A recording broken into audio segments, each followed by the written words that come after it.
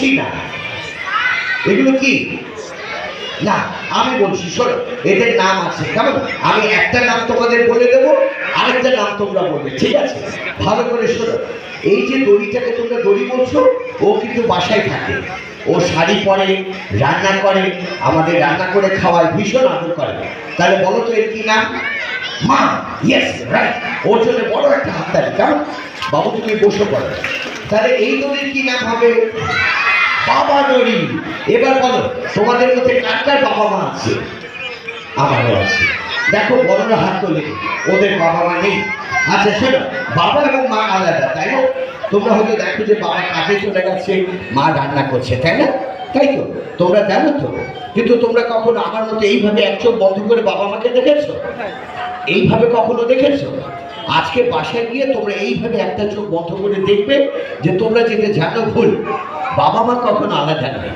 বাবা মা এইরকম একসাথে থাকে এবং আমাদের ভালোবাসে, তাই না? আচ্ছা বলো তো তাহলে এই দড়ির কি নাম হবে? বাচ্চা দড়ি। ইয়েস, ওর জন্য বড় একটা হাততালি। কেমন? শোনো, আজকে থেকে তোমরা একটা প্রমিস করবে। কি করবে যে আমাদের কয়টা হাত? দুটো হাত।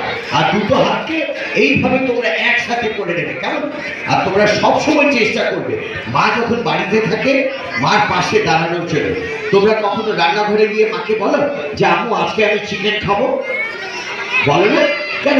মাকে ভালোবেসে বলবে, কেমন? একইভাবে বাবা যখন বাড়ি ফিরে বাবাকে গলা জড়িয়ে কেউ তোমরা বলেছো যে বাবা আমি তোমাকে ভালোবাসি? কেউ বলিনি আমরা। আজকে থেকে তোমরা এটা করবে। কেন জানো? মা বাবা এবং তোমরা সবাই মিলে আমরা ভালোবাসার বৃত্তটা এরকম বড় করে দেবো, কেমন? তোমরা হয়তো জানো যে আমি জাদুকর, তাই না? আমি দুরন্ত টেলিভিশনে তোমাদের একটা অনুষ্ঠান করি। অনুষ্ঠানের নাম কি জানো তোমরা কেউ? সোনার কাঠি, রূপার কাঠি। আর আমি জাদুকর, তাই না?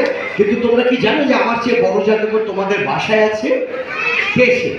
সে হচ্ছে তোমাদের বাবারা। তোমরা যখন যা চাও তারা এইভাবে তোমাদের সব সমস্যার সমাধান করে দেখান, তাই না? তাই পৃথিবীর সব বাবাদের জন্য চলো বড় একটা হাততালি দিয়ে দিই, কেমন? তাই বলে মায়েরা কম জ্ঞান না, তারা হয়তো বাসায় থাকে, কিন্তু তোমরা যদি ব্যথা পাও, তোমাদের কোনো প্রয়োজন হয়, মা তখন কি করে? তখন জাদুকরের মতো এইভাবে ফু দিয়ে তোমাদের সমস্যার সমাধান করে দেখান, তাই না? তার মায়েদের জন্য আরো একটা বড় হাততালি, কেমন? এবার তোমাদের পালা। বাবা মা সবসময় তোমাদের কি বলে? কথা শুনবে, লেখাপড়া করবে, বলেন না? তোমরা হয়তো মনে কষ্ট দাও, এখন তোমরা বড় হয়ে যাবে। আর তোমরা যখন বড় হবে কি করবে? সব সময় বাবা মার পাশে থাকবে।